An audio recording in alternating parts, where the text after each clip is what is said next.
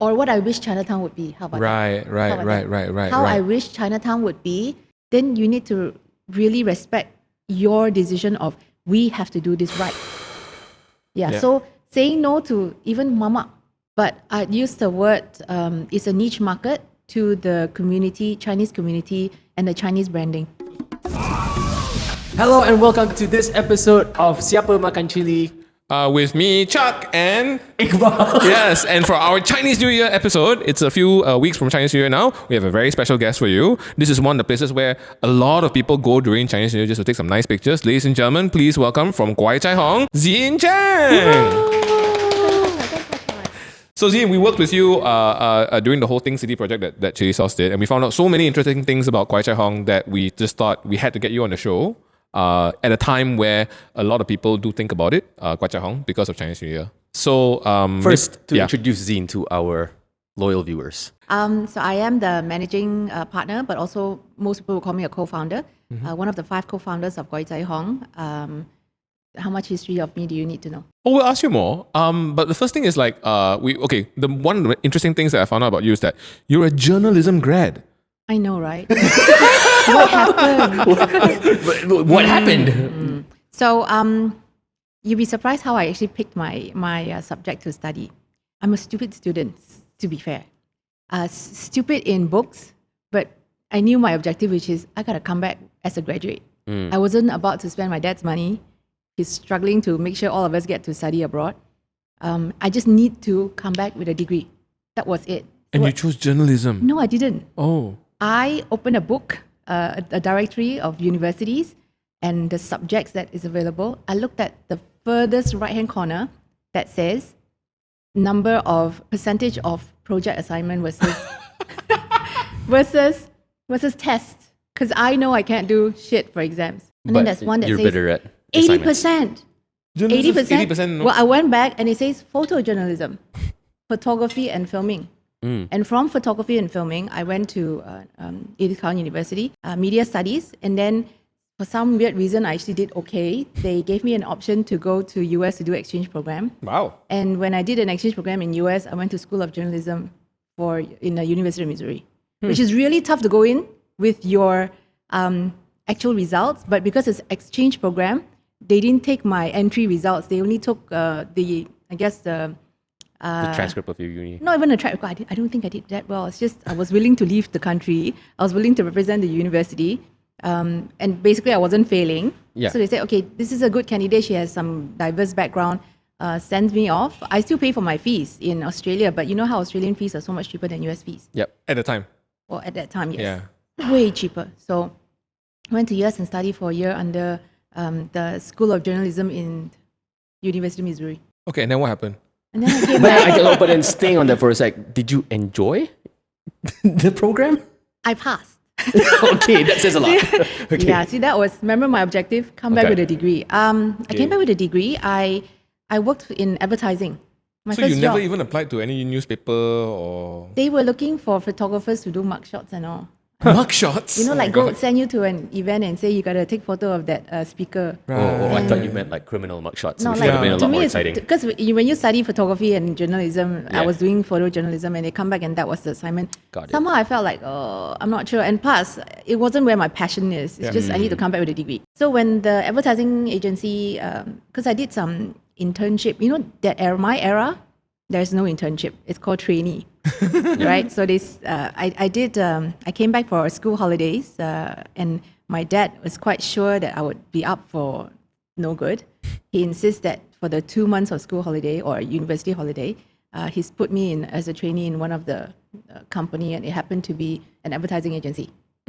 So when I graduated and came back, that advertising agency said, when you come back, when you graduate, we'll hire you. No matter what you graduate in. Well, they knew what I was studying, but they just said when you graduate because they do need me to graduate. Oh, nice. Yeah, so then I never really had a holiday because every time you come back for a school holiday, my dad sends me to work Wow. because I was naughty. He knew if I had all the time in the world means I have habis. Did you hold that against him, or did you? No, ended I up thanked like- him. Okay, wow. I thank him so much because it's the things that he did that make me what I am today. Yeah. Otherwise, you would have gone to Kwai Chai Hong under very different circumstances. Otherwise, I might be doing other jobs in Kwai Chai Hong. You might be one of the people evicted from there, or Okay, so it's funny that you bring up the advertising. Okay, sorry, we'll talk about that in a bit. One of the things that I really wanted to talk about also was that I was quite surprised to find this out, that we went to TripAdvisor and Kwai Chai Hong is not in the top 10, 20, or even 50 things to do in KL, which is Despite how visible it is. I But go there all the time and it's crowded it's not every single Google time. though. If you go to Google and you search top 10 things to do in Kuala Lumpur, then it will pop up. Oh, is that right? So on Google, it's in the top 10. I mean, let's just say it depends on the algorithm of what you search for. If you go under travel, Okay. if you go under Malaysia tourism, of course, then it will pop up.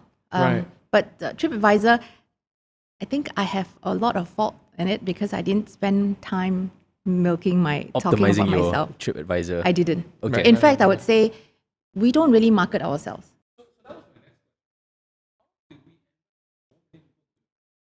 Which is why I'm so proud to say it's a lazy statement to say I didn't market myself, but it's also a proud statement to say it marketed itself. Because when people come, it became a word of mouth when their photos, their videos, their coverage, their content started just spreading like wildfire. I guess so. The first time I met you was again at the Think City workshop, and what really struck me about when you were sharing your experience, kind of doing the whole Kwai Chai Hong project, was your ability to storytell. And I imagine that a lot of that had to do with your past life experience in your career and all that. Yes. But then why Kwai Chai Hong? Why was that the story you decided you wanted to tell? Okay. Yeah. So how did you get from this to Advertising. this? Yeah. Yeah. Oh wow. Okay. And How by the did way, I get- you seem to be aging backwards. You got to tell me the secret behind that. Lose weight. Yeah. Oh, Oh, okay. and That's get a- the get- toughest thing to do. But okay. And get a divorce. Pro tip. Personal. Okay.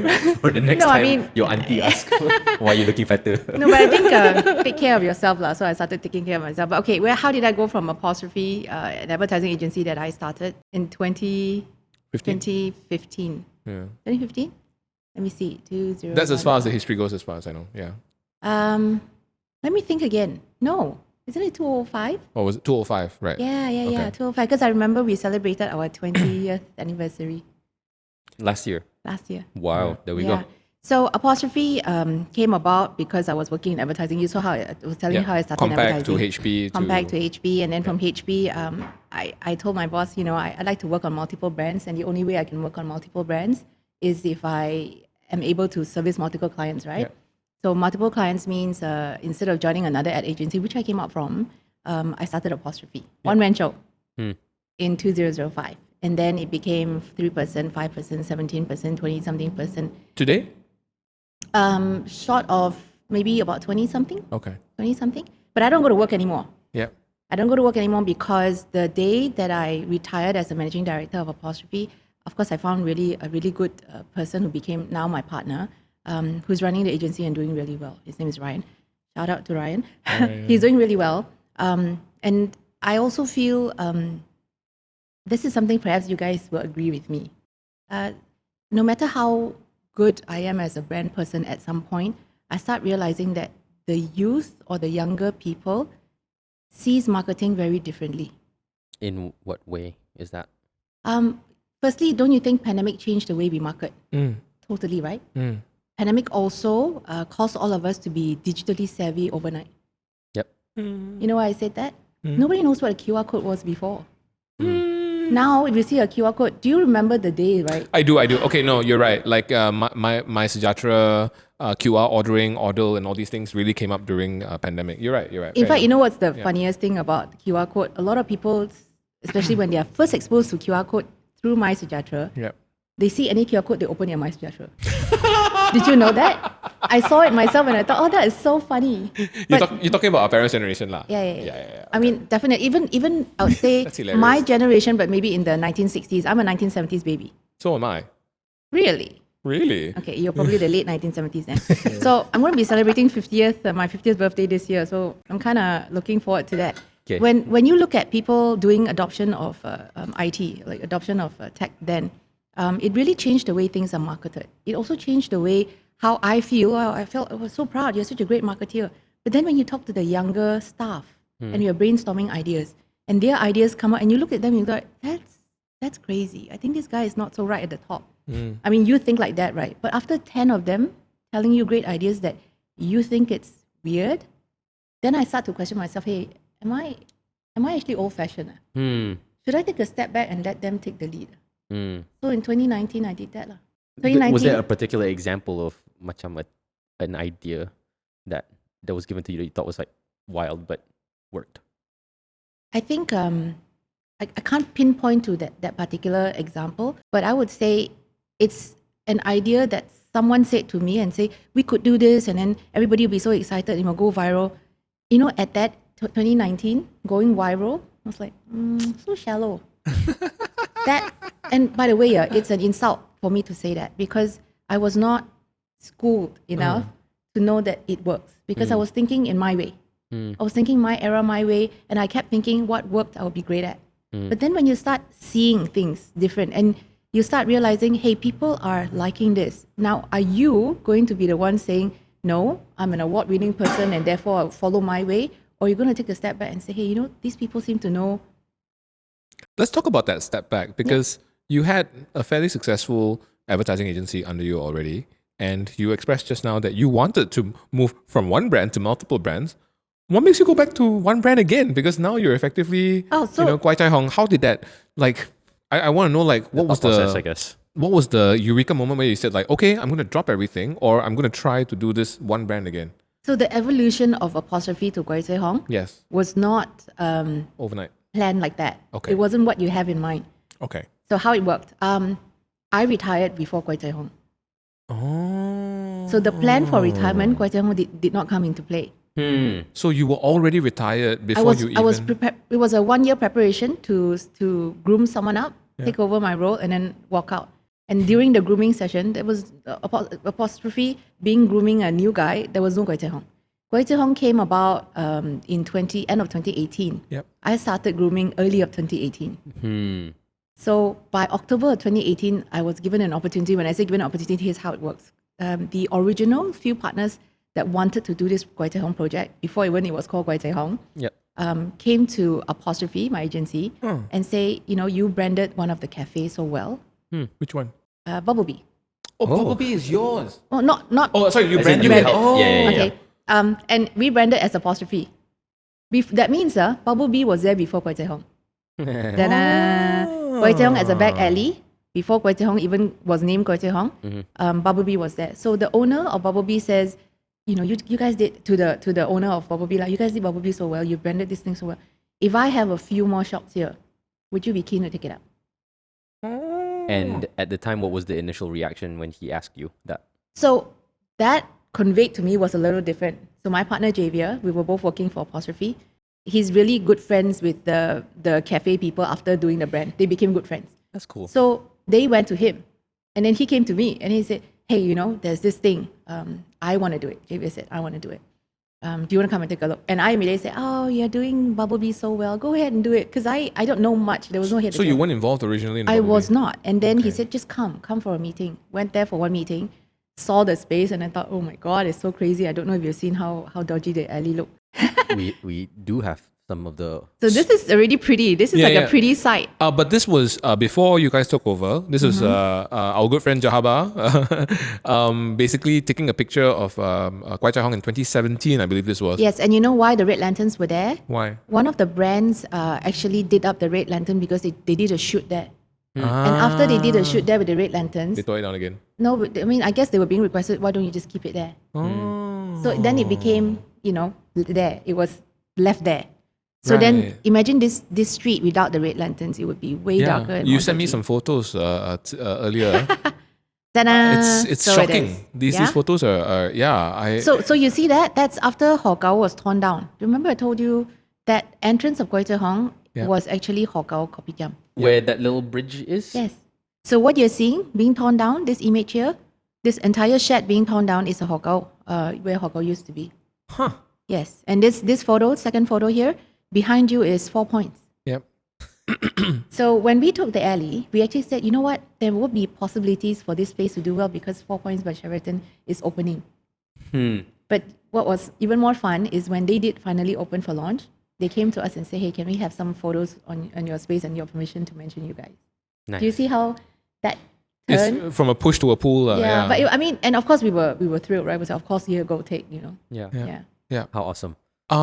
Okay, so let me try and understand this a little bit more. These 5 founders that came to approach you guys, the first question is, what was their interest in that space? And the second one was, how they managed to get to you was, correct me if I'm wrong, they walked around that space that they already intended on doing something about. They saw one beautiful cafe there and they asked, who did this? Is that how it happened? No. So the owner is really just about real estate. He only has units, Okay. rents it out. So he wasn't so much of branding. He wasn't so much of, all he knew was, can I add value to my property? Right? So when the cafe did well, and he saw that the tenants, which is the cafe owners now, could do this well, so he offered it to the cafe owner and said, if I have a few more lots, would you like to take them? And whether can you turn them around? Nice. Okay. So that was how it started. So then me and the original 3 partners, together with Javier, after the third meeting, first meeting was really just go there, hi, just understand what they are, did a walk, saw the potential. And second meeting, I went there and said, this is what I think you could do. And there's some photos and references that we saw from different country of what we could do. One of them that we referenced were Taiwan's Shifen. Oh, Shifen, yeah. Yeah, Taipei Shifen. Yeah. Because we thought, we could even, so that's why we were taking references from lots of different locations around the world. And then by the third meeting, I was the partner, already signing the... Because first meeting, you were just there to kind of see what was going on. Second meeting, was there something that changed in you that was like, oh, I like where this is going? No, but I aside from I like where this is going, it's more the partners who saw what we did. Okay, so it was that trust in you. No, they actually said this. They said, you seem to know more what we should do than us. Okay. So me, as in you, meaning me and Javier. Did you feel that way? I think it's a different idea altogether. My hat was a branding marketing hat. Yeah. Versus in that conversations with them, what kind of input were you getting from them that made you feel like I can be of service and value here?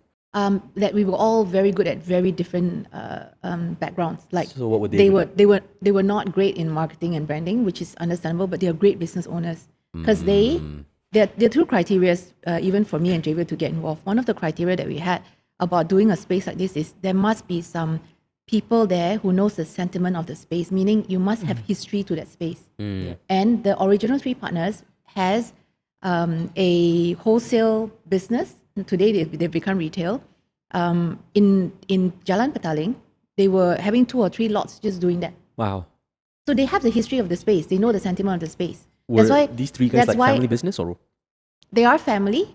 Are they family business? I guess because they're family business. Sorry, I have to ask. So they opened Bubble Bee Cafe. That's why that's the new thing. But before Bubble Bee Cafe, they were already wholesale business owners there. Okay. So can you imagine the history that they have, the knowledge, the know-how, the people that they know? Understand. Now you want to go into a space and you say, let me brand you. And you want to brand a space that you know is heritage. Don't you think that would have to be the key component? Sorry, I'm just trying to get the story straight. It means that these people were a family business that owned a wholesale business in that area and they owned 4 shop lots? Three shop lots. When Including I was Bubble Bee? Then with Bubble Bee 3. Bubble Bee 3. And the people that were actually approaching you are the younger members of this family business or the older members of this family So business? just now you said own, so they are business owners but not shop owners. Huh? Oh, Ah. okay. So they're all renting. But then you said that they had a vested interest in making it up real estate more valuable. So that's the owner. That's why it's, I have to be very careful when I say there is a property owner Yep. who went to the business owner and said, you did so well with Bubble Bee. See, that's what I wanted to clarify. Thank you. Yeah, You did so well with Bubble Bee. If I give you a few more lots, will you be able to do well? Wow, so this is 3 tiers. So the property owner went to the business owner, who went to Bubble Bee, who went to you. No, so who the ran property, Bubble Bee. the property owner went to the business owner who is Bubble Bee. Who is Bubble Bee? Yeah, Sorry. yeah. Right. So to us, for us today, it is still property owner and us. And what's the nature of the agreement that you signed? Like, is it as a contractor for that original company? No, I think you would call ourselves, if the proper term, it should be master leaseholder. Was there a new company founded for this? Or? Yes, of course. I mean, you have to deal with them as a company. It won't be a Zeen Chang signing a contract for 10 shop lots. Right. Because there are 10 shop lots. Right. So how did the 10 shop lots come about? If you look at Kwai Chai Hong as a floor plan, it's all connected to 10 shop lots. Yeah. So when I take the 10 shop lots, it came with the alley. That alley, that little short alley at Kwai Chai Hong is a private property. So that means that before you even kickstarted this project, you had to convince all the other owners of the properties to give you the lease, to sign that master lease, to own the whole, and to run the whole place. I guess you can say that. Can you run us through what that was like? Well, Yeah. there is a possibility it is one owner. Oh, okay. Which makes it easier, right? Yeah. So I can tell you in Petaling Street or the whole of Chinatown, right, you will see instances where some properties are owned by one family or one guy. And in fact, I met someone and said, "Oh, this is Mr. So and so." I said, "Oh, so which is your premise or your property or your business?" You're standing in it. No, this street. He's not saying this shop, this row. Yeah. So, and then you will look at them. Oh my goodness, so unassuming. They are so humble looking. Oh, I'm curious about the demographic of these people. Are they folks who've lived there for generations? Are these people who inherited? Or are these people who They sound Chinese though. came in very recently? I wouldn't know every one of them, yeah, but some I would assume. I use the word assume because I don't know them in their historical, personalities in the past. It would be handed down generations, Right. right? I also know of people who buys the property from people who were handed down from generations. That's why if I am interested in that location and I see that there is an owner who owns 5 lots, Yep. and I would buy 5. So there are people who are new owners. There are people who were maybe just handed down from generation to generation. So, how much commitment did they have to making this happen? Because we're talking about 10 shop lots that when you go to the location, you see this. And So it's a I'm trying to risk. think of how much money they're willing to commit to say, okay, Zeen, make this place beautiful. Because it sounds like a lot of money, a lot of commitment for something that doesn't look like it has that kind of potential.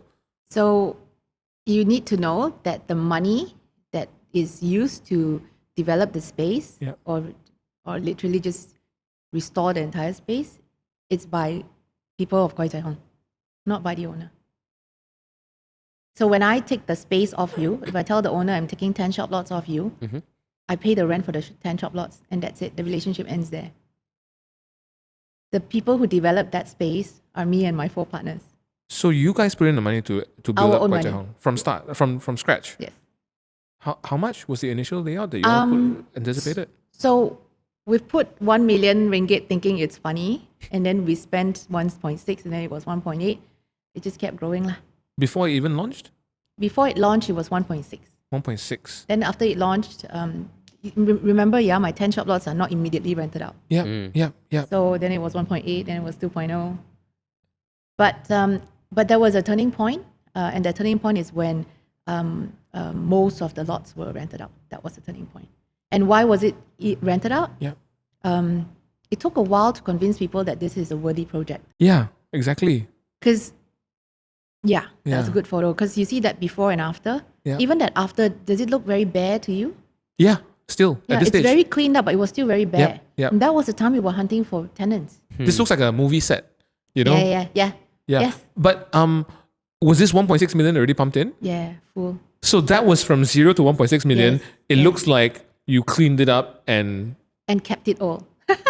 yeah. We spent so much money to keep it all. It looks more like a restoration than a gentrification. Yeah. Which eventually it turned out to be. Yes. So now I'm curious. Okay, you guys put in 1.6 million, turned it into this. How long did that take? A year, looks like. No, 6 September months. 7 months. 2018 to April 2019. 7 months. Less than a year. So everybody thought it was crazy, right? And at this point in time, you were still paying rent Of course. And- the moment we signed the contract, it's rent paying time. with zero revenue. 0. Yeah. What was that? Memang the plan? Yeah, that's why the 1 million, right? So for all you know, you could be cleaning up a street and And walking away. walking away. Yeah, exactly. Yes. Oh But my 5 God. of us. And okay, where did that crazy guts come from? Yeah. Okay, so this is easier to answer. 5 of us run businesses in our own capacity, in our own ways that I feel we're decently doing well. Okay. So if we were new business owners, we don't have any room for errors. We just need to churn money quickly because we don't have money. Yep. Yeah. But when you are already somewhat a decent business owner, that means you have certain form of income that's regular. Now you can take risks, right? So I can take certain income from somewhere, put it in here, and if it fails, I'm not going to die, Yeah. right? It would be somewhat like, oh, okay, lor, consider my business fail in a way of break even for the business that's earning. Yeah. So 5 of us who are business owners have the capacity to do this. Okay. And just to clarify, this is not the owner. This is the previously warehousing. The partners they who have rent the- wholesale. Wholesale, They have wholesale. business, yes. And can you give me the Avengers rundown of the members and their superpowers? Yeah. The Avengers, the 5 of them. So Siok Collection, Yeah. which is the business that they own, has been in Chichongkai for over, when we started this is over 18 years. So now they are over 20 years, like Yeah. 20 something years. So they were, Siok Collection had even ventured into doing, so what they're famous for? They're famous for toys at one point. They were famous for gift wraps, anything to do with gifting. Yeah. Florist packaging, boxes, all these they are really good at. And today they are literally famous for all the decorations, decor of home, all your festivity decors, Yeah. all the dry flowers, those plastic flowers and also Yeah, yeah, dehydrated flowers. They're famous for that. And today, if you go to Kwai Chai Hong, Chichongkai, you will see shop collection, literally nice big shops still there. And what has evolved for them is they really went from focusing just solely on wholesale to opening to retail. Right. So now you can go in for wholesale, but it's done up so nicely that people are going in to shop like retail. Yep. So that is the original business owners. Okay. And those are the people who knows the sentiment, they know the history of the space, they know the who is this and who is that, and Yep. don't talk to this guy, or this guy is cunning and that guy is good. The lay of So the land. They know that. Okay. Yeah. Okay. So those are the 3 guys, Yeah. right? Then me and Javier, who were from Apostrophe. Then what about construction, renovation, and ID and all that kind of Yeah. thing? So this is where Think City comes in, right? Oh. So we were doing plans of renovation. In our mind is brand this space. So again, you must remember my mindset is branding and marketing. How do I make this space a space that people can relate to and come? Yeah. They want to come. So I have very little, zero. Let me use the word zero. Zero knowledge on restoration. Zero. Kosong. And when Think City knocked on our doors, because Think City saw how come this 4 lots on this side and 6 lots on this side is barricaded, and then some renovation is starting, like cleaning up. Also, you didn't even approach them before you started doing stuff already. No. They approached you. Yes. Wow. It was Okay. true. Somebody and say, do you know who is working on this project? And then that somebody contacted my partner, who is from for the Chichongkai fella. Yeah. And then his name is Awai. It's like, Awai, somebody from Think City, hey, they are very good one. You should listen to them. And it's like, okay, meet law. Then went into a meeting. No idea who they were. Yeah. So what was that first meeting like? It was weird because I was thinking, is it another scammer? Because you don't know, right? You're really cautious about people just knocking the doors, coming in. But when I went home and checked their background, and then some examples like APW was the main thing. Yeah. In 2019, APW was seen as, hey, one of the space that was Restored, yeah. and very well received. Yeah. So the moment that name came out, then we know they're not scammers lah. and then we also know that, hey, these people will be very good to teach us things. Yep. They were the ones who told us, did you know you're sitting on a heritage piece of land? Before that, it was 100% renovation, and we didn't even know that there were rules behind how we should renovate. What kind of rules? So heritage properties have a lot of categories. If you fall into a piece of land or a location that has a certain category that you fall into, then there's rules. For instance, if it's a real high category, which is like the look you mentioned, Okay. you can't even do any serious renovation inside. Renovation means hacking of walls, Yeah. or demolishing certain parts of the building. It's strictly a no-no. Category 2, which is where we are in secondary zone category 2. So that means the facade is the outside facade you can't touch. Yeah. You have to maintain it exactly as per. You can restore it if the previous property owners or the previous Are agreeable. tenants, not to say are agreeable, they have destroyed it. They have done Oh. something that's not right to it, and now you're restoring it to its original. Oh, right, Okay. right, right. So you're welcome to do that. But you can't just say, okay, no, I want this new fashion looking Yeah. thing, and that was the rule. So when that happened, we have to scrape all ideas for our facade because we didn't know. Well, now- thankfully they came in Well, I don't before know. you started. Okay, thankfully is what you are saying today. Right. But that time, Uh-huh. we thought it was 哎呀，死 good. 人頭啊，咁麻煩嘅。唔係淨係麻煩 It's 3 times the labor charge of the same thing that I do, because you can't use cement. You have to use slime plaster. This is the concoction of what you put on the wall. And you have to do 7 layers before you can put the paint. Right. You know, whatever the rules that they tell you, the labels kept doubling, tripling. Oh dear. You can't use this paint. You have to use But the this. consequence was, if someone found out, they would have fined you or something like that. Lah. Yeah, you would have been liable for. Okay, so this is where I'm not sure whether it's a good topic to say, but honestly, A lot of people do it and nobody notices. no. Malaysians, our policy, our rules, Our are enforcement. Still, our enforcement are still, Yeah. Oh, which is after the tak teruk fact. sangat. No, after the fact punishment. Oh, okay. Yeah. After the fact, very, Yeah. very rarely do you see that it is a Yeah. like a proactive. Prevention kind For of. instance, It's today, not prevention, it's blackmail. I won't even say no. It's not blackmail. It's punishment lah. Yeah. But it's a punishment that is worth people can pay lah. Yeah. Oh, you did this to the facade. Okay, I punish you a certain amount of dollars. And then you hear of really rich business owners who say, okay, let me put aside this money for the punishment, because I'm not going to follow the rules. So that's why I think there is still a lot more for us to learn, especially in terms of how we want to manage the Yeah. city planning. Right. Like, imagine ownership switching. So today, if you sell a property in a heritage space, does the new property owner, is he aware Yep. that he's signing off? A I'm buying a heritage Yeah, space, yeah. therefore these are the rules. Is there something like that in place? No, it's just an S&P. So I didn't even know there were categories behind Oh yeah, heritage yeah, spaces. yeah. So you're learning the same Wait, time I and so think. what's heritage? Are the buildings? Is it the buildings or is it the land underneath or is it the area? It is the area, because the building itself would date back a certain. Okay. Yeah. So Understand. it's not just the land. It won't be the land. Yeah, It'll be yeah. the building itself. Okay, so I saw this photo on social media as well. Was this before the five. restoration or after the restoration? already? After This one has tenants already.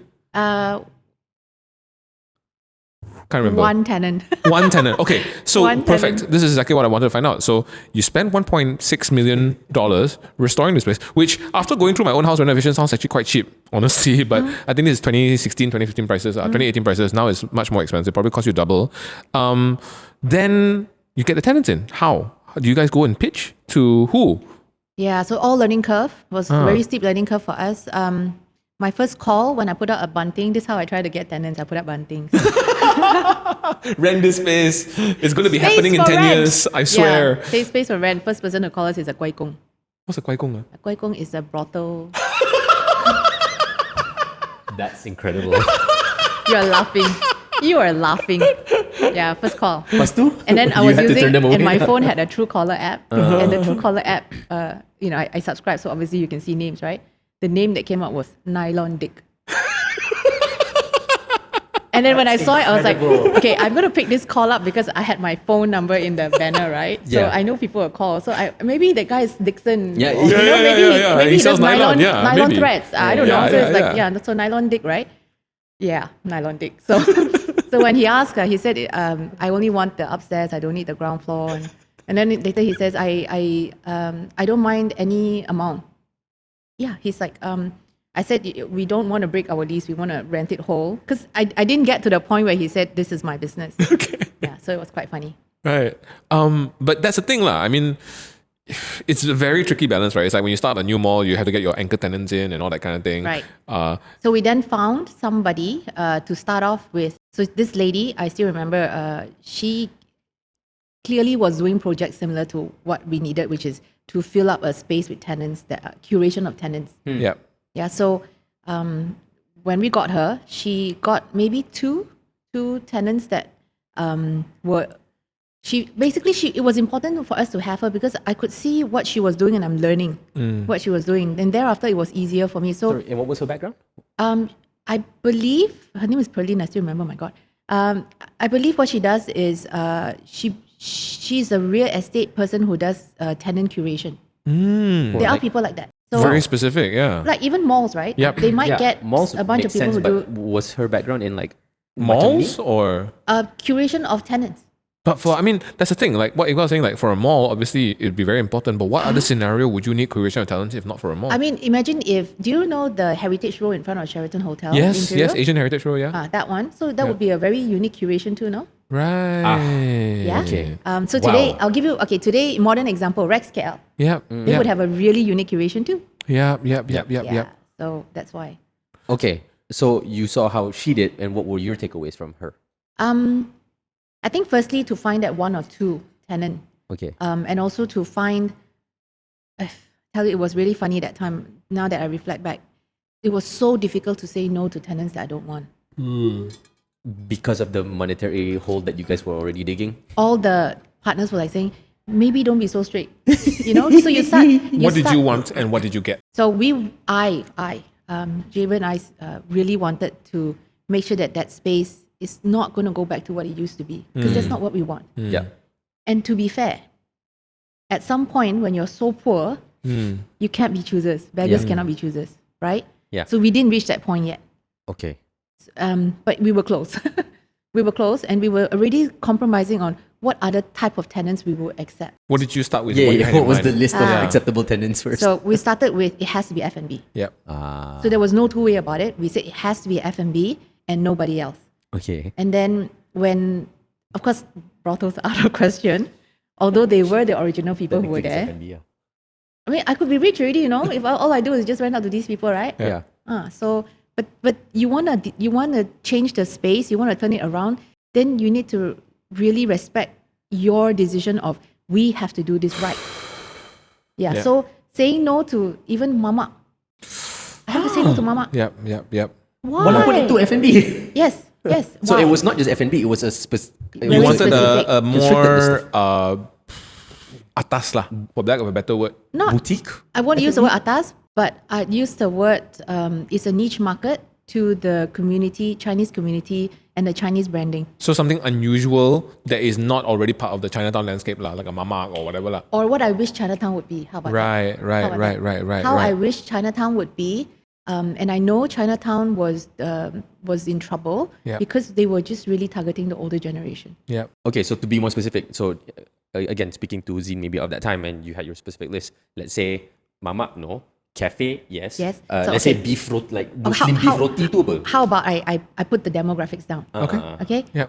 I want that place or that F&B to appeal to a younger crowd. Okay. That was one of the main things. Number two, they have to have, this is weird, they have to have a youthful thinking. The brand have to be youthful. That means, so you're going to argue with me, but you took Banchin. Banchin is Bunchun, the egg tart. But you took Banchin.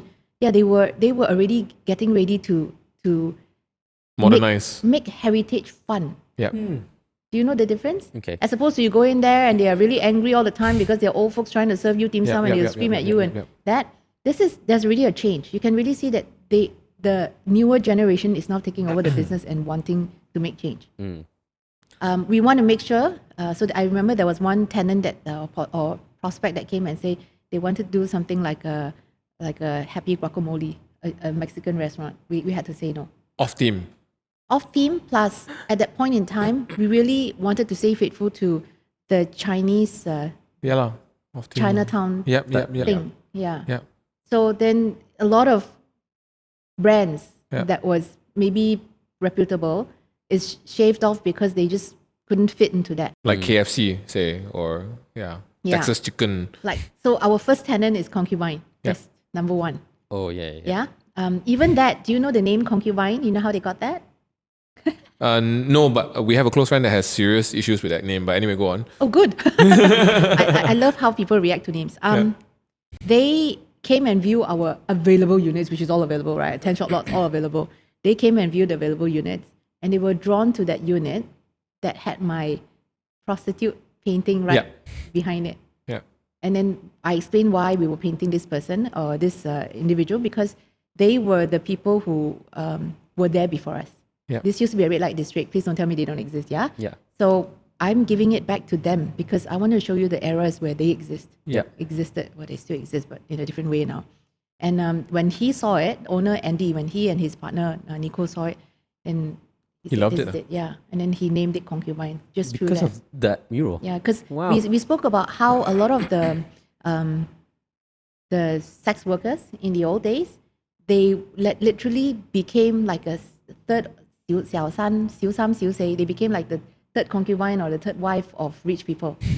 Oh, that was the contention that the person that we talked to had. He said there weren't any concubines there.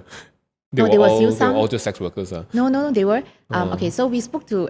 It's good that people contact. I assume that's your friend that you mentioned earlier. So we called back people who were raised there. So there was an uncle who is 80 years old. He stayed in Tapao's unit. Yep. And his best friend stayed opposite Tapao's unit.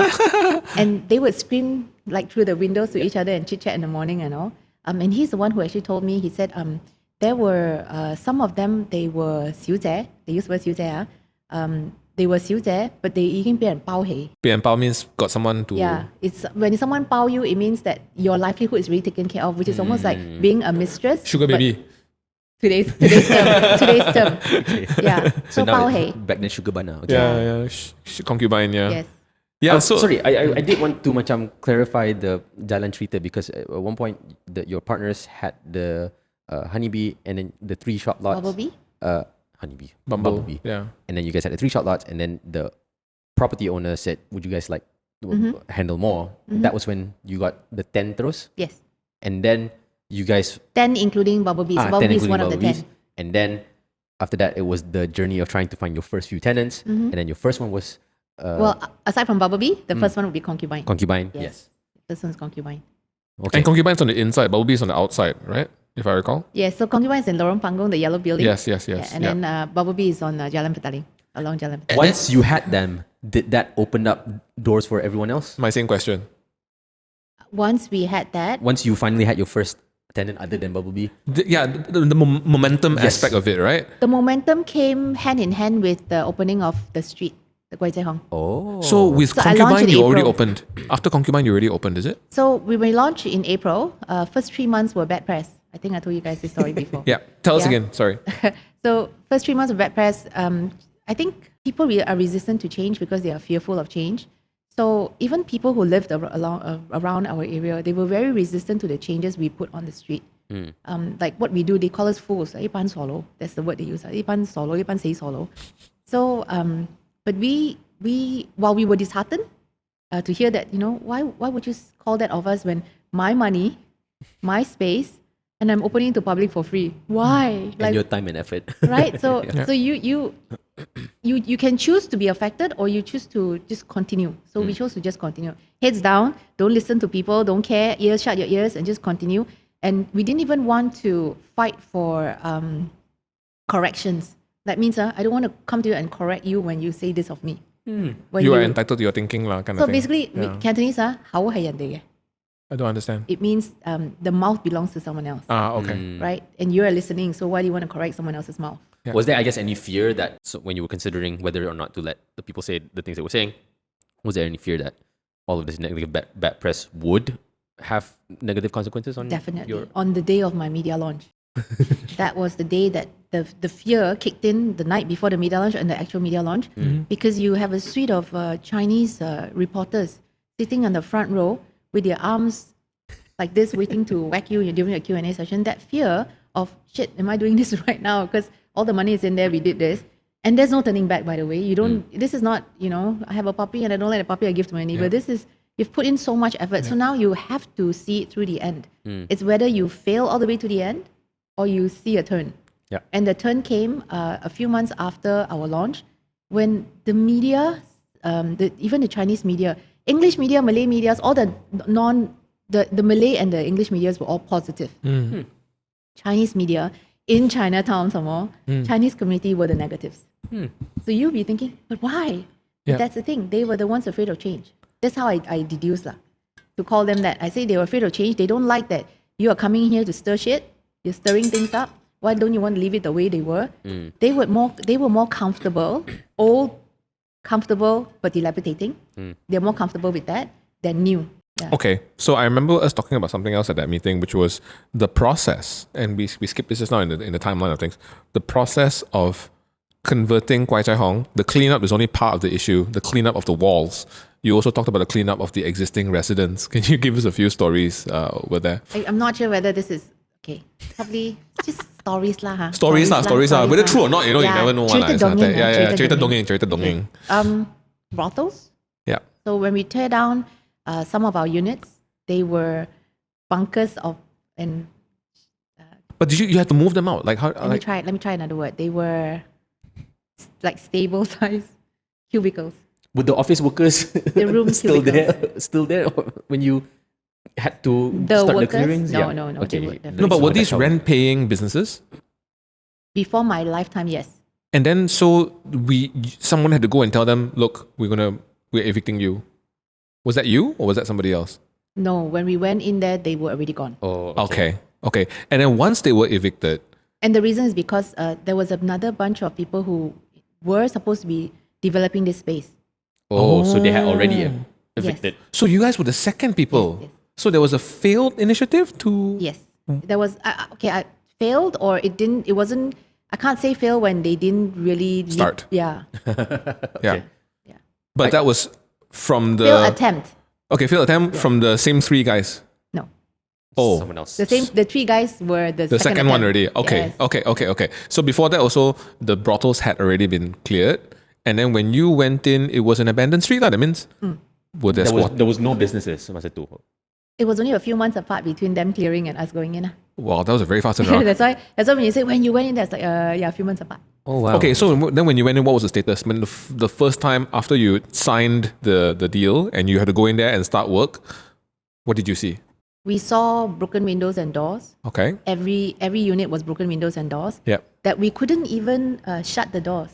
You Yeah. can't lock the space. When we tried to lock the windows, next day someone opened it. It's already been in Chinese 丢坏. That means they because the windows can't shut, right? So Yeah. we nailed it. We literally nailed the plywood to shut the window. So they pried it open. Pried it open. Drug addicts. Okay. Yeah. So they wanted to literally find a place that they can hide out. Yeah. And that happened multiple times. And they lived there, or they just took drugs there and they moved on? Well, one of the photos, you see that one on the right hand side? Yep. You Yep. see that shed at the back? Yep. The drug addict stayed there. Right. You see the metal shed at the back next Like, to the was stairs? there a little mattress or were there like That was belongings? the place that 2 or 3 of them Right. I see the literally tent. Yeah. It's like a little metal shed that is just put up. They live there. Right. And then when we cleared this space, then they try to go into our units.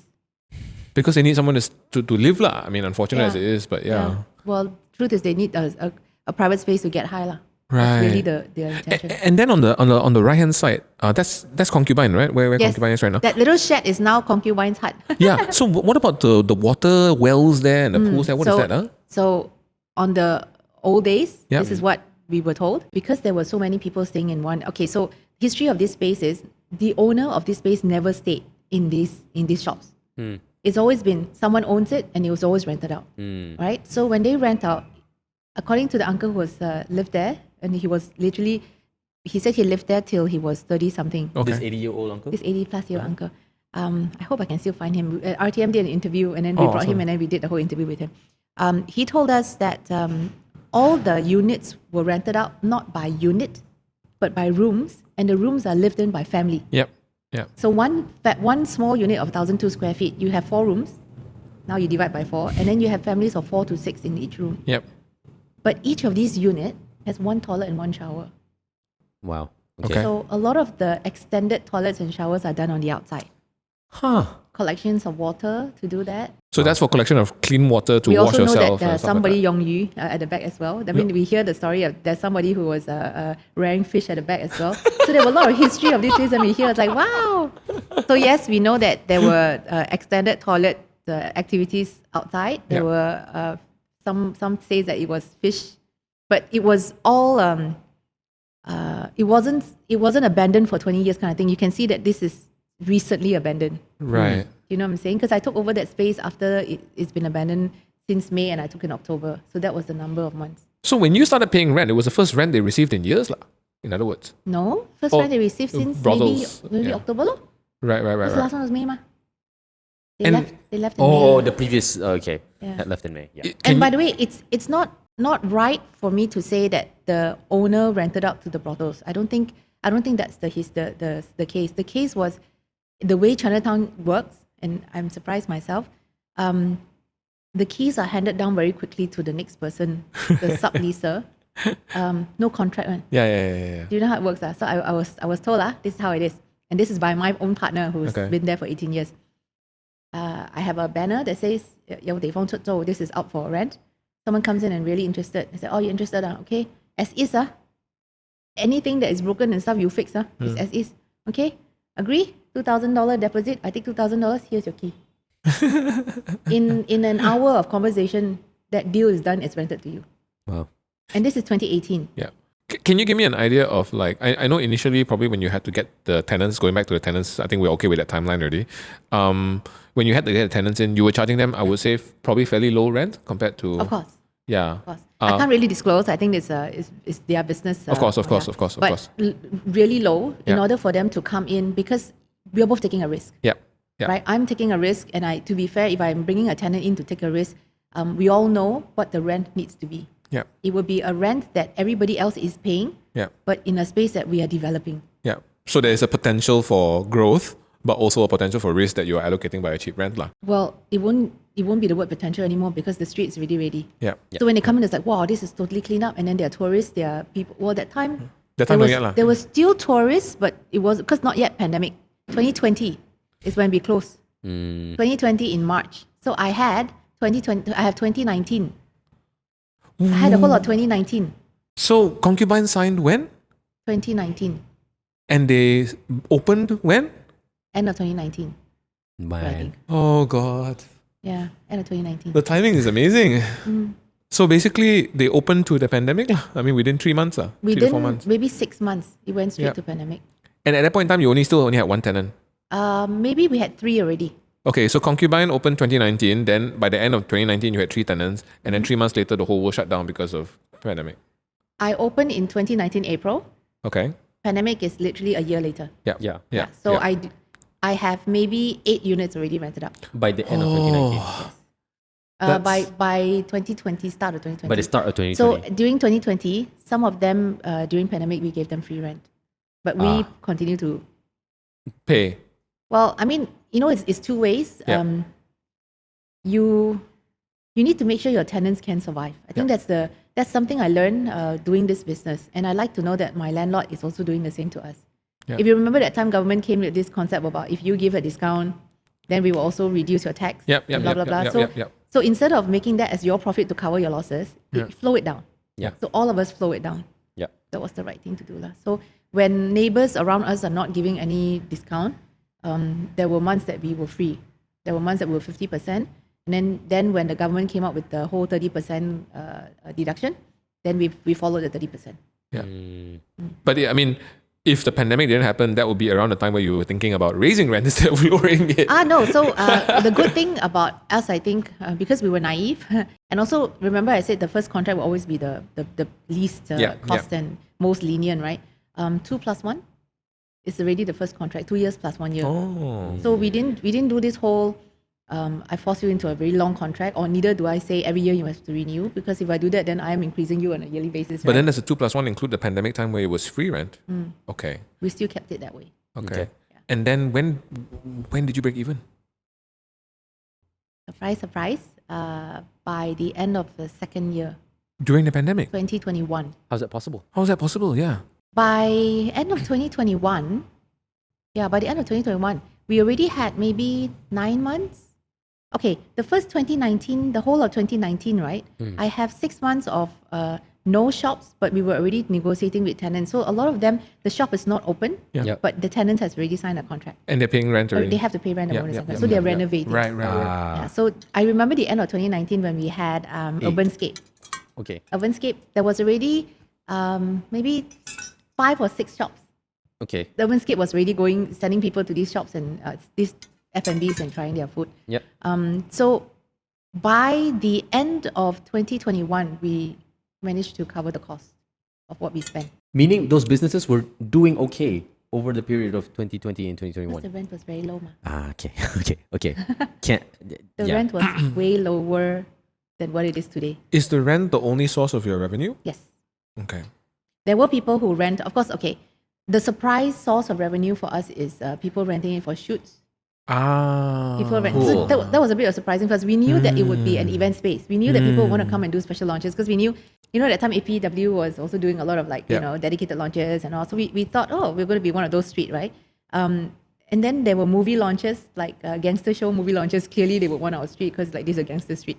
Then I remember iFlix did a launch with us. Yeah. And then when we got better, even Netflix did the Stranger 4 Things launch with us. Yeah. So when they did the Stranger 4 worldwide launch, Stranger Things 4 Yeah. Yep. I saw the worldwide launch, pictures. Kwai Chai Hong was one of the locations they picked for Malaysia, which is for us, it's like the Harula, right? Because it was KL Tower for 3 days and then 2 weeks in Kwai Chai Hong. That's crazy. Yeah, so Stranger Things 4 launched in Malaysia right at our space. So those were surprise revenue because we knew it was an event space. We didn't know that it would become a shoot space. Then music videos start getting shot at our space. Then I still remember there was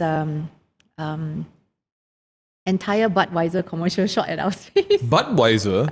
Why? I know, it's like, "Whoa," but I'm happy for them. How proactive were you guys in getting those relationships versus were those relationships just coming in by virtue? Wow. We didn't go get, no. That's crazy. Zero It's all marketing. pool. Okay, so that's an interesting point because I think one of the things that struck me about Kwai Chai Hong the first time I went there is that you have 10 different shops there, right? 10 or more, there's even more, 10.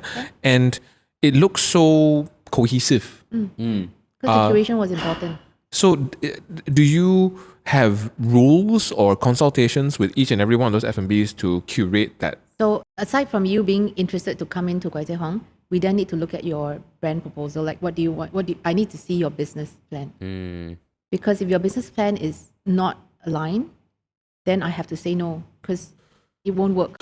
I know, and can you imagine? At that time, I was You're assessing starving, businesses. and I was starving. But also you're assessing businesses. That macam you personally may not be entirely familiar with. Like, I don't know, let's say there was a sourdough bakery that wanted to open up in. But then F&B. I mean, you just have to study, say, for instance, sourdough bakery. For instance, if that's the case, I need to study sourdough bakery, whether the trend is there. It's pretty easy to study those kind of trends. Oh, okay. Yeah, trending stuff. Okay. Yeah, so that was not too difficult. But it's again, you're talking to someone who's done branding and marketing, right? So yep. I've always been removing my shoes and putting my shoes in someone else's position, right? So you're always looking at, okay, if I was this person and this is your business, I actually can tell this business won't work. And that's the other thing, you might sometimes be fitting my branding so well, but I don't think your business would work. Oh boy. I have seen this before. And Did you tell those people though? I gently say that maybe we are not a good location for you. And then I would gently say, maybe you don't want to spend so much on rent. So wait, I just find this like quite incredulous that you guys had just spent, the better part of 2 million ringgit building up a place and you are burning money every month and you are looking for tenants, and when the tenants come to you, you say, okay, can you prepare a PowerPoint presentation and show me exactly what you're planning with all your... Funny. It's so funny to sound that way, but yeah. Because else they will fail. I will fail too, no? Yeah. If but every shop that wow. comes and open in Kwai Chai Hong, close shop in 2 months, close shop in 2 months, close shop in 2 months, you would think my space is no good, no? So did Nylon Dick give you a presentation as well? Or? I just go, 唔准,唔准,唔俾,唔得, thank you, put down the phone. I remember I said that. Zeen, this is a question I asked you when we first met, but I would love to ask it on camera again. Did you guys do a feng shui assessment on the space? No. And it's I know crazy. everybody's like, oh, you didn't? I am a crazy feng shui fan, right? Right, but But membership, like here's the thing, not membership, partnership. What am I talking about? Partnership. When you partner with people, you need to know and respect certain things with your partners. And I know the 3 original partners that got me and Javier in as partners, they don't believe in that. So it's not right for me to go in there and stir the thing. So I went with what your heart feels, lor. So then the second question is that do you still believe in feng shui considering that you didn't do any consultation and Kwai Chai Hong is amazingly successful? Because I feng shui myself. I feng shui my house, myself. Fair. Yes, you are. So maybe for them to partner me, they also got rub off good feng shui lah. Yeah. Right That has got to be it. Yeah, that has got to be it. Okay. So let's move topics. I think we have a few more things to cover. Very few only, actually. We're almost at the end already. So one of the things that Kwai Chai Hong is known for, and the reason why we're doing this podcast at this timing is Chinese New Year is in a few weeks, right? By the time this airs, it'll probably be in a week's time. And a few people of our fans had some questions with regards to Chinese New Year and Kwai Chai Hong lah. Okay. First of which being, does it bring bad luck to visit on the first day of Chinese New Year? I don't even know what this because it's Kwai. Kwai. Yes. Kwai, I know why right. they asked this question. So I Kwai need Chai Hong, context. Kwai means means devil, ma. or ghost, you know or Chinese, spirit. right? Like Oh, if you Brunei two sounds like something. anything bad, they will like run away one, you know. okay, Yeah, okay, we're okay, very okay. pantang about, So this you is know. the pantangness because Yeah. they see Kwai Chai Hong as either a negative spirit, right? A ghost or a devil. Yeah, so the that's second Kwai. question is linked to this also, which is that can you change the name from Kwai Chai Hong to Choi San Hong for the 20th of February just for one day so that, you know, my friend from Hong Kong will be visiting me, takkan I bring her to Ghost Alley, right? She'll be like, Choi! Very pantang on Chinese New Year. So Kwai Chai has also other meanings, not just on the spiritual side, right? Yeah. Kwai Chai could be gangsters. yeah. Kwai Chai Which is also not positive. but it's not ghostly. Yeah. Yeah, so gangsters do celebrate Chinese New Year, no? Yeah, gangsters give ang pao also, you know. No, gangsters give lots of ang pao, yo. yeah. And also, Kwai Chai could also be someone who is very non-Chinese, like Kwai Lo, Kwai Chai. But okay, so first of all, the first question I want to ask is, I heard that you guys are not open during Chinese New Year. So to answer the first question, it doesn't bring you bad luck, but we're not open. On We're which not day? open. Officially? Day for- 1, day 2. Day 1, day 2. Yes. Kwai Chai Hong not open. Yes, and Cannot even walk in. we piss a lot of people off for doing that. Can walk in? Cannot even walk into the street at all. Yeah, what was the Logic. You know, when you're a heritage space and you've put so much effort on the art installations like the murals, which is the permanent installation, and then now my Chinese New Year installation, Malaysians and maybe Malaysians in general and some of the tourists from certain countries have very little understanding and respect for public art. They don't actually know how to respect public art. They treat everything that you display as a ride. Like I have a beautiful sculpture made by Alice Chang and 1 year, which is the tiger. I in my CCTV, I see a 3-year-old kid riding on the tiger. A sculpture, yeah? This is a mosaic sculpture and broke the tail of the boy. sculpture. I know you're like, okay. And then immediate response would be, this kid has got no manners or no good upbringing, right? But if you look at that video, it's the mother who carried the kid up. The kid couldn't get up to the tiger themselves, ma. Yeah, So I knew then I immediately say it's not the kid's fault, and I don't even want to say it's the mother's fault. It's the way we were taught. We were not taught to respect public art. We don't know. Wait, They- what does that do with closing on the first day or second day of Chinese New Year? If I have no guards to manage the space, I'll have to make everybody work on Chinese New Year, which to me, you open in Chinatown, Yeah. right? So the first thing I want everybody to do is to celebrate like a Chinese person too, no? Right. Not make you work, ma. So everybody close, don't come to work, everybody go and celebrate with your family. Priority is not money making, priority is reunion with the family. So day 1, day 2, we are not open. People will come and take photo at the gate, and then they will curse you. They will have all these comments on my review on my Facebook and say, why are No, you the not open? businesses agree with this actually because I imagine some of okay. them want to make money on Yes. Chinese New Year as well. So some of them, in my first year or two, my tenants close as well. Okay. Okay. Then later I see my tenants open because my tenants, some of them could be, a lot of the audience are expats. They don't celebrate Chinese New Year. So they would respect that we close too. They respect that. And they also would tell these people, come back again, lor. Come back lah, come back next week, we'll be open. And 2 days, come on guys. Cannot tahan for us 2 days, meh? Yeah. Yeah. So tourists usually would be tougher to And appease. appease because they'll say, They're I'm only from here for- Spain. Yeah. Yeah. And then, I'm only got day 1 here, and then you are. So I said, sorry, Lord, what can I do? There were times where we're doing installation because I take about 3-4 days to do installation. And then there are tour buses that would drop themselves there, and then they'll be at the gate, like literally, this is like, serious, you sit all at the gate, let us in lah, we want to take photo. And we really love to let them in, but when you're doing installations, it's actually very risky that they come in. If I have something fall and drop on you, hey dude, you liable? you ain't going to be very grateful to me, right? So so we were nasty to say, no, we cannot let you in. Okay, fine. So from day 3 onwards, just Yes. to clarify to everybody, Kwai Chai Hong is open for business, and there will be a new installation there. Yes. Yeah, for this year. Our What's the theme? installation, it's revolving around cloth tiger. 12 tiger. Cloth tiger. Oh, cloth tiger. Okay. It's a horse here. Why cloth tiger? Yeah, yeah, I was da. So cloth tiger is our concept. In fact, when you come, so our theme revolving cloth tiger came from Javier, my partner.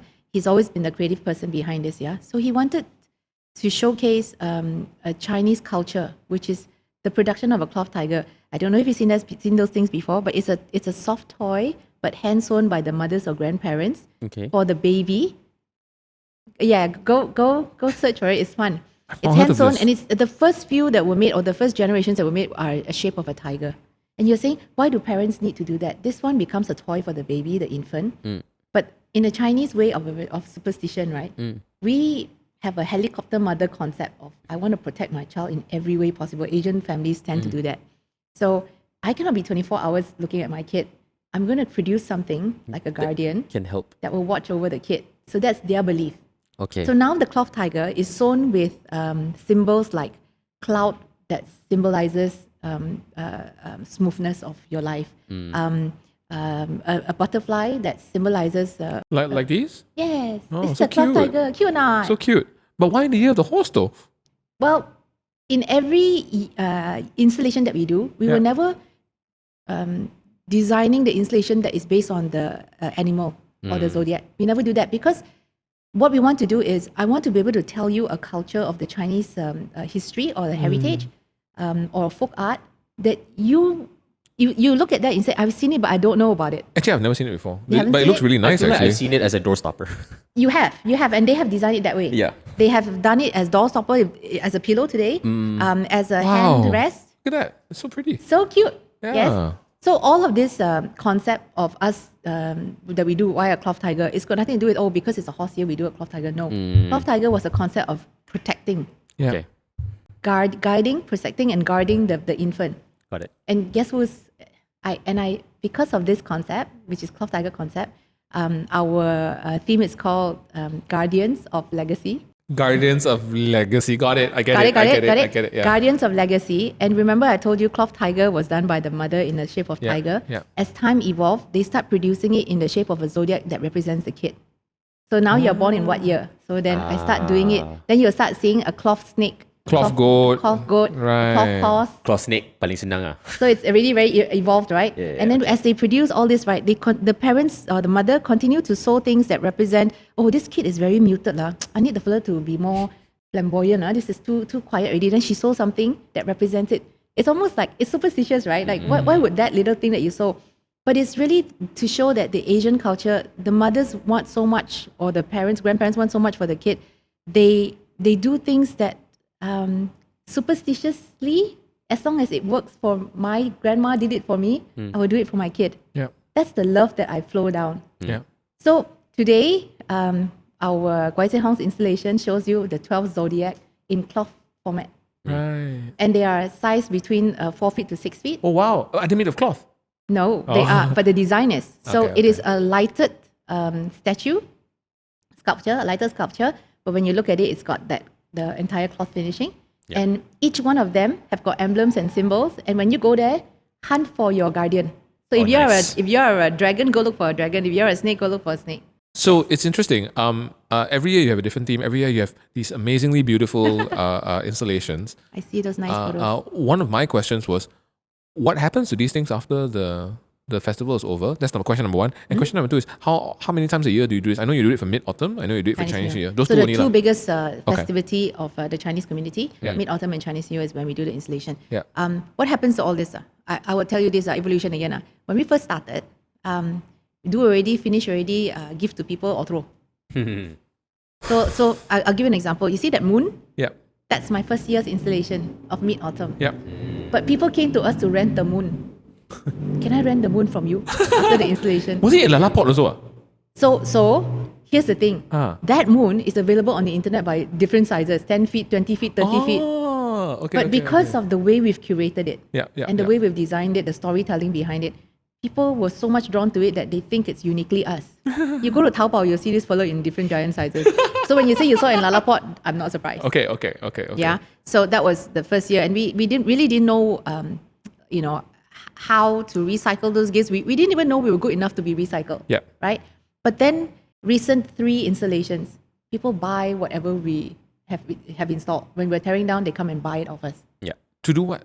They will install it in their own locations. So you will see some of our stuff in schools, some of our stuff in other parks. You will see my tiger Yeah. in, I think it's in one of the UOA property. And do in they pay Bamboo Hills. Do they pay The homage tigers in Bamboo to you Hills. guys, like saying like this was originally in Kwai Chai Hong at this particular month, or is it? Some like of they them take do. ownership?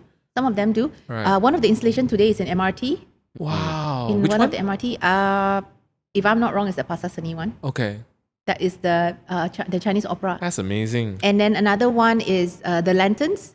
It's in one of the cafes. It's taken down all the lanterns. The mahjong installation is in one of my tenants. She bought all the little mahjong plates and she's put up. So if you ask me today, I would say every time we tear down something, someone would come to us and say, "Can we have it?" And when we collect the money, whatever money we collected, we either donate it or we make good use of it, but not to turn it into profit. Right. That's not where we want to make the money anyway. Right. Hungry Ghost Festival, nothing.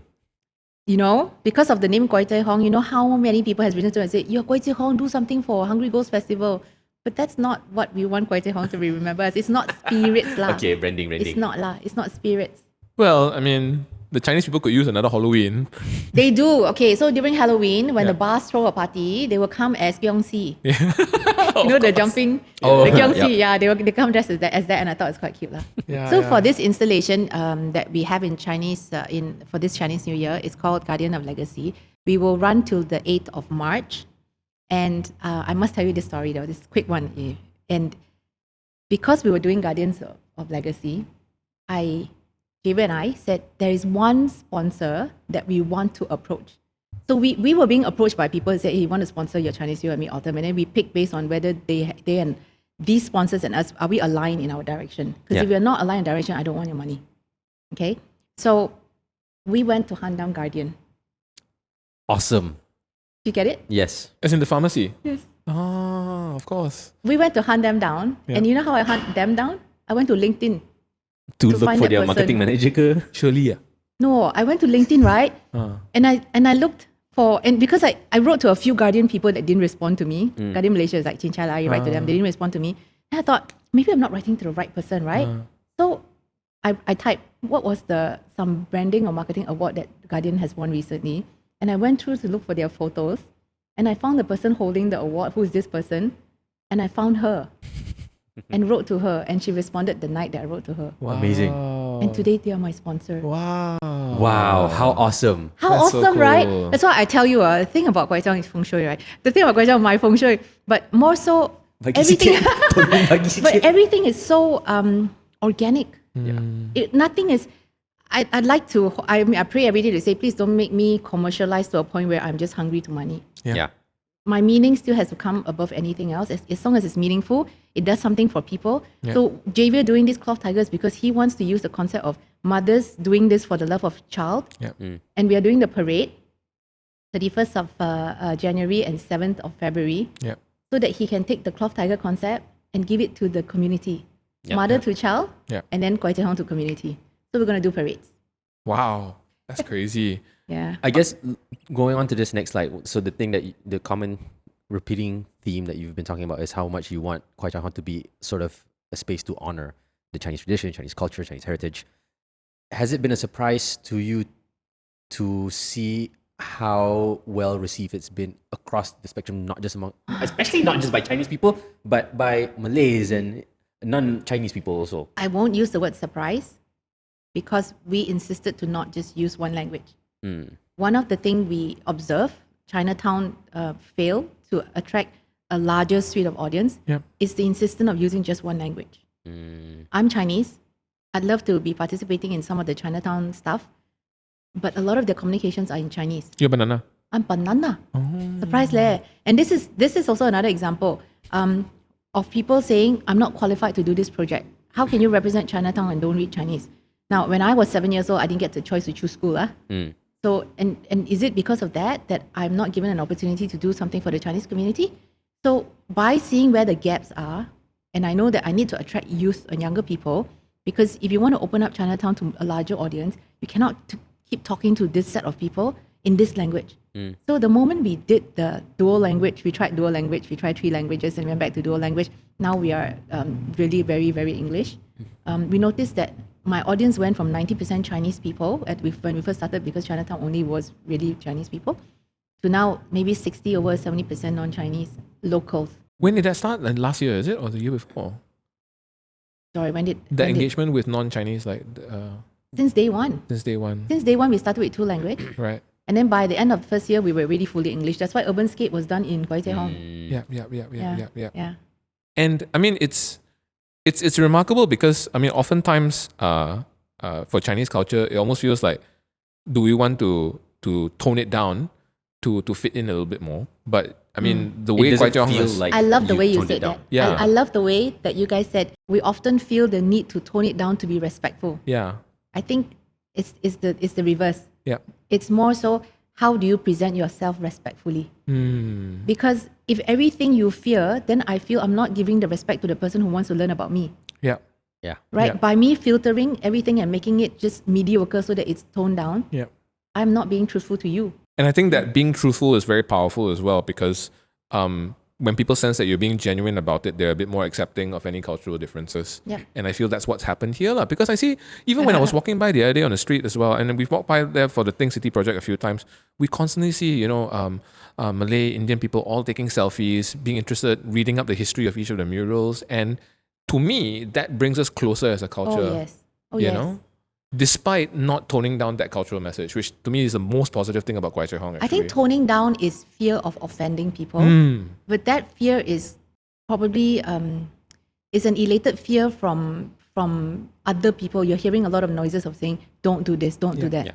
So when you shut that ear and say, okay, now speak from the heart. What does your heart say? If you spoke from the heart and you are telling a story that touches someone, why would this person take offense of me telling you my soul, Yeah. my story? Yeah. You're not there to convince them otherwise. I'm just saying this is the story I want to tell. Yeah. Yeah. But in truth, everything you do, 20% of the world will hate you anyways, right? So might as well just do Yeah. it. Might as well just do it. Yeah. 20% haters. Yeah, I think on that note, it's a great note to end on. Yeah, guys, thanks so much for joining us for this very special recording. Zeen, thank you so much for giving us your time Thank as you. well. By the time you guys see this, it'll be Kong Si already, so Kong Hei Fat Choi. If you guys had plans to visit Kwai Chai Hong, remember you can only do so on day 3 onwards. But if you do so, maybe you can leave some of your pictures in the comments. I think we can do that now. At least on TikTok, you can leave your pictures in the comments if you visit, and we would love to see them. Yeah, thank you so much, and see you guys in Hari Raya for the next one. Bye. Bye. Bye.